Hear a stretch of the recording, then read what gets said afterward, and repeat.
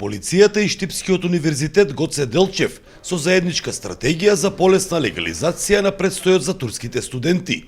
Дел од нив се соочуваат со административни тешкоти и недоволна информираност, поради што не може да го регулираат својот предстој. Ова година нема долги чекања, како што ви реков, до лани имаше. Ама од ова година, благодарение на началникот на Исток, веќе тој презема конкретни чекори и сега секој ден веќе ги примаат документите и ги решаваат во највкусен рок.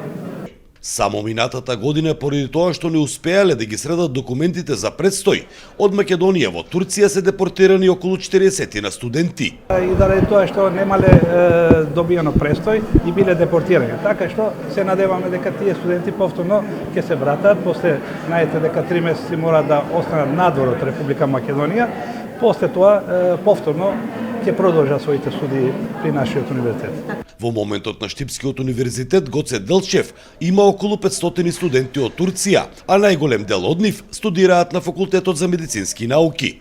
За Сител, Трајан Ристовски.